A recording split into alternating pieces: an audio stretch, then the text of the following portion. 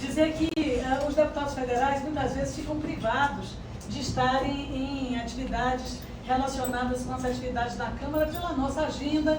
A gente viaja na segunda à noite, quer dizer, aqueles que são frequentes e que honram e obedecem os horários previstos, mas hoje em dia quase todos obedecem, porque tem que pôr a digital. Então, voltamos das quintas à noite, a depender da agenda, nas sextas-feiras. Mas eu sempre que posso, constituo essa relação, especialmente com o mandato da vereadora Ladilce, que volta à Câmara Municipal, porque temos pautas gêmeas, a pauta da saúde, a pauta dos direitos da educação. Isso tudo nos mobiliza nos mobiliza fortemente. Eu queria dizer que as falas aqui, quero saudar a mesa, foram falas bastante importantes, que nos levam a reflexões e a ideias de iniciativas que são, na minha opinião, urgentes. Então, quero cumprimentar a Alessandra Nascimento, que preside a Associação de Pessoas com Epilepsia, familiares, amigos. Rui Oliveira, que saiu, que acho que mobiliza uma rede importante, que são os professores.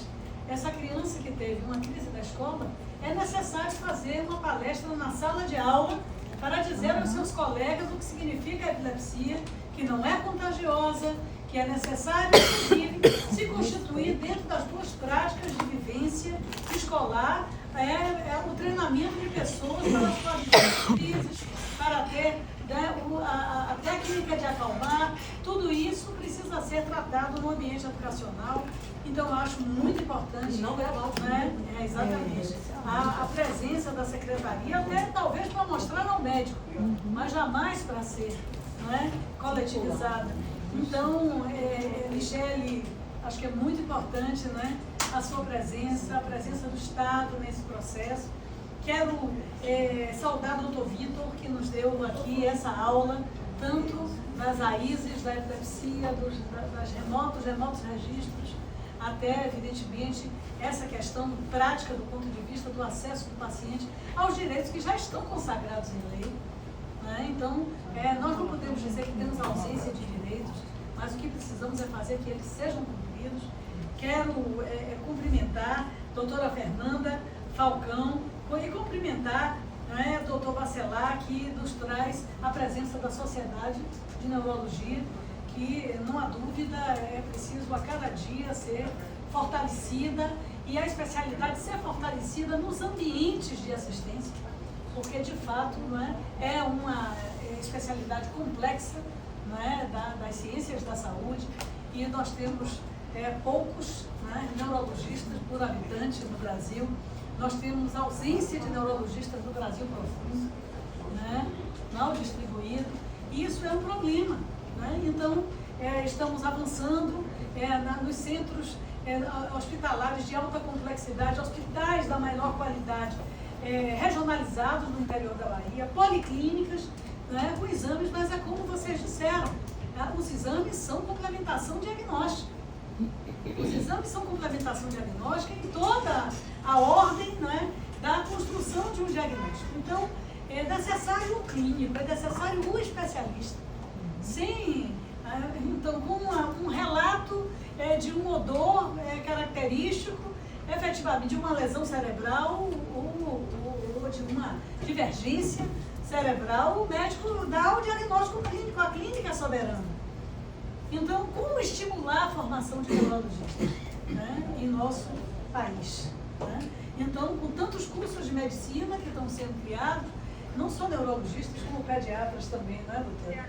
Nós temos tido também uma diminuição do número de adesão à pediatria, e isso tem que ser discutido dentro dos conselhos médicos, das comissões curriculares, na formação dos cursos médicos, porque é de fato uma especialidade complexa e ainda em desenvolvimento, com muitas interrogações, com muitas possibilidades do uso da tentativa e do erro.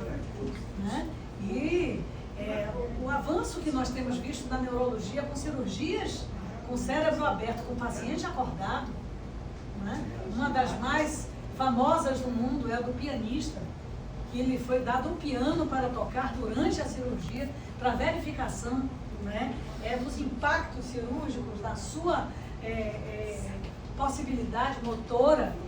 A gente fez aqui, só não deu para levar o piano pro centro seguro. Aí levou um violão.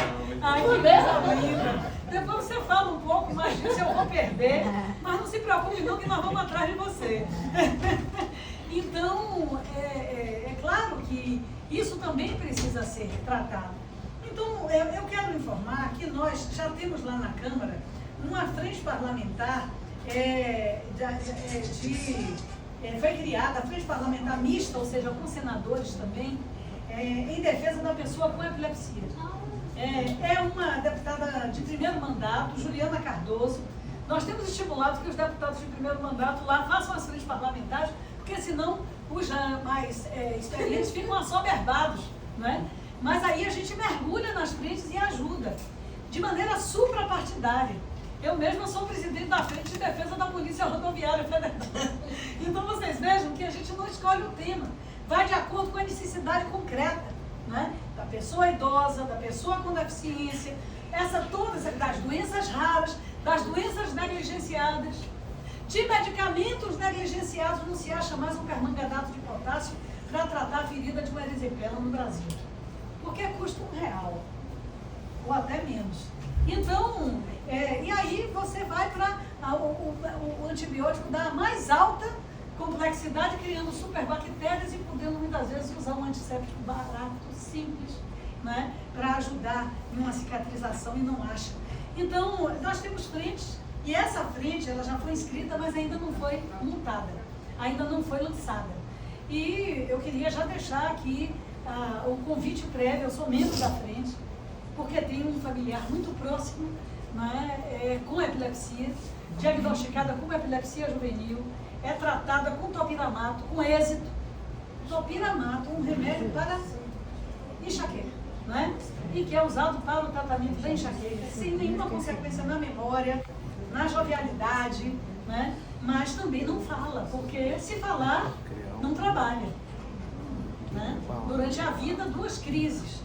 Um apagão em frente ao computador, estudando, reprimindo o sono, e um outro já adulto numa reunião familiar. Então, evidentemente, a epilepsia é diversa. Ela é diversa, né? Como aqui foi demonstrado. A gente não pode nem falar de doença. Evidentemente, não é um distúrbio e, obviamente, merece essa atenção profunda que vai do âmbito social, do âmbito jurídico. Eu quero saudar o AB presente, né, para a garantia de direitos, até a atualização da legislação. E é nesse terreno que eu quero me colocar à disposição. O epiléptico, quando o atestado lhe constata uma deficiência permanente, lhe dá direito ao BPC, lhe dá direito à aposentadoria, lhe dá direito à licença, dá direito ao período de licença provisória no INSS, né, durante o período, né, da incapacidade, se for momentânea. Ele tem esses direitos, mas o acesso a esses direitos nós estamos vendo que está dificultado. Então, o que fazer? O que fazer? Nós conseguimos recentemente que para a pessoa com transtorno do espectro autista, existe um cadastro nacional que está em formação, não é? Para que esse tipo de dado seja atualizado e você tenha um cadastro nacional da pessoa com transtorno da deficiência do espectro autista. Então, ao mesmo tempo, o atestado de deficiência permanente. Não seria o caso de criar esse cadastro? Não é? De nós avançarmos para esse cadastro e que ele fosse integrado com a rede escolar para alunos da rede pública no Brasil e da rede privada também. Infelizmente, ainda não há um sistema integrado de educação com o setor privado, não é? Muito em função de determinadas travas fiscais que o setor privado não aceita participar ainda, né? Não sei porquê, não tem nada a ver. Mas, de qualquer maneira, a gente pode insistir nessa direção. Talvez esse cadastro. A discussão sobre o acesso ao medicamento. Eu sou uma farmacêutica bioquímica, né? Que tive até uma boa formação, mas enferrujada porque a política me travou. Mas, de qualquer maneira, nós podemos constituir com a Secretaria de Assistência Farmacêutica do Ministério da Saúde a discussão desta proibição de interação medicamentosa, de compartilhamento de mais de uma droga por parte do neurologista a pacientes que precisam fazer o compartilhamento, precisam fazer a sobreposição de drogas, ao mesmo tempo da Anvisa. O problema da Anvisa, por exemplo, em relação ao canabidiol, é algo que já poderia ter sido resolvido no Brasil, para que o neurologista pudesse fazer a prescrição com o devido preciosismo e o uso não ser um uso, digamos, experimental.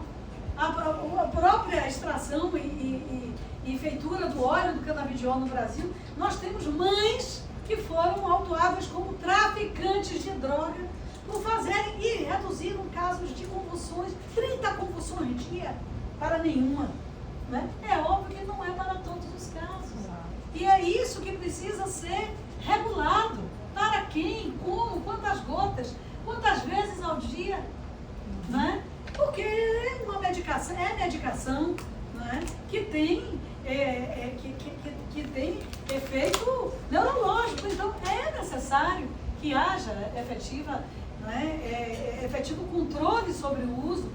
E o que não pode haver é a proibição peremptória, como se isso fosse liberar o uso recreativo da cannabis no Brasil. Não é isso que está em discussão.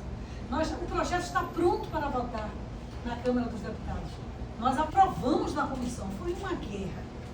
Eu confesso que nesse dia, aliás, de um tempo para cá, não é? Eu uso roupa em dobro, porque tenho medo de ter as roupas rasgadas no debate de algumas teses.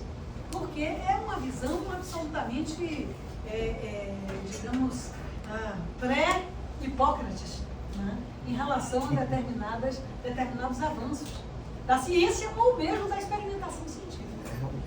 Que este é o caso, em que nós já temos estudos, mas nós não temos uma consumação. Mas nós temos a comprovação da diminuição de convulsões, da melhoria da qualidade de vida, do parkinsoniano, né? Do epiléptico e de outras doenças, né? Do cérebro, que estão tendo seus rigores diminuídos com o uso do CBD. Né? Enfim, então eu tenho toda a condição de fazer essa extensão dessa discussão sobre adequação da legislação, e aí pedindo esse apoio da OAB, né? Essa discussão curricular nos cursos de medicina para o estímulo a essa especialidade do Brasil e a outras, né, que a classe médica julgue necessário. Que tipo de estímulo? Né? Nós estamos, por exemplo, trabalhando com o FIES no sentido de dar ao profissional que pagou o FIES, não só na medicina, mas nas outras áreas da ciência da saúde, na equipe interdisciplinar de saúde, a possibilidade de trabalhar para o SUS, né, e ter anistia, ou parcial ou total, a depender da sua jornada, do pagamento desse empréstimo bancário que financiou a sua educação. O curso de medicina é R$12 mil. E na melhor das hipóteses, né? Do setor privado. Às vezes tem o FIES e ainda tem que pagar uma complementação. É outra luta que eu estou fazendo lá com os estudantes de medicina do setor privado.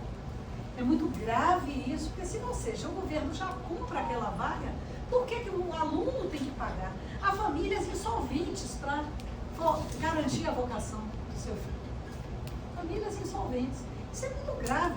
E nós precisamos resolver. Esse não é um problema partidário, esse não é um problema ideológico, esse é um problema da sociedade. Nós precisamos de médicos. Senão nós temos que recorrer àqueles que tomam vir.